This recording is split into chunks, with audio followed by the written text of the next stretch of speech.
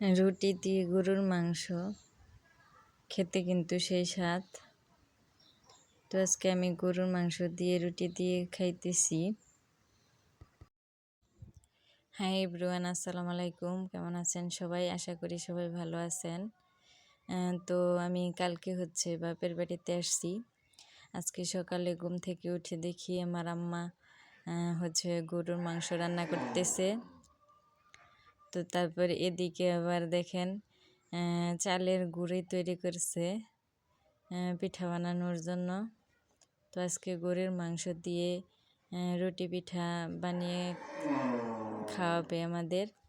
তো এই তো দেখেন ডেকি, এই ডেকির মধ্যে চাউলগুলো পাড়িয়ে তারপর গুঁড়া তৈরি করা হয়েছে। এই তো দেখেন এগুলো দিয়ে আজকে রুটি পিঠা বানানো হবে আমাদের জন্য। তো এদিকে দেখেন আমার আম্মা একটু দূরে গেছে। তো আমি এখানে একটা কড়াইতে পানি দিয়ে তারপর চালের গুঁড়াগুলো এখানে দিয়ে দিব একটা পিঠা বানানোর জন্য আর কি ডো তৈরি করে নিব।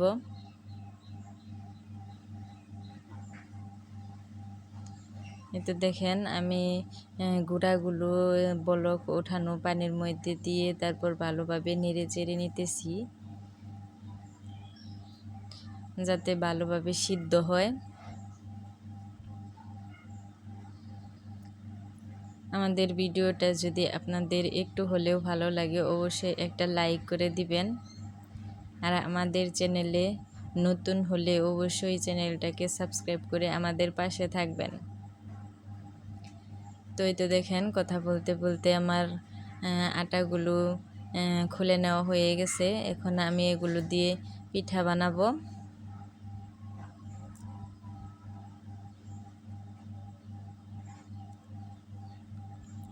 এদিকে দেখেন আমি আটাগুলোকে ভালোভাবে ডলে তারপর একটা ডিমের মতো তৈরি করে নিয়েছি। এখন এটাকে আমি রেখে দিব।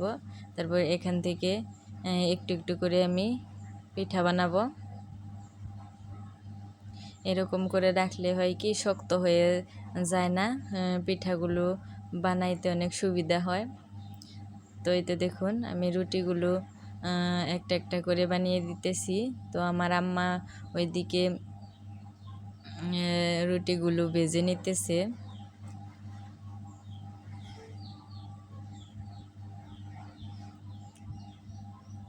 তো এই তো দেখেন আমাদের অনেকগুলো রুটি ভাজা হয়ে গেছে। তো আমি বানাইতেছি, আমার আম্মা রুটিগুলো ভাজতেছে।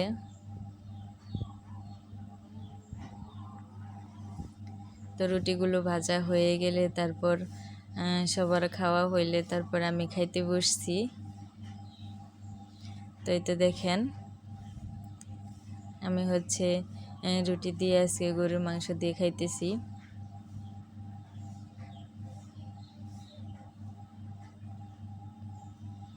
রুটি দিয়ে গরুর মাংস খেতে কিন্তু অনেক মজার।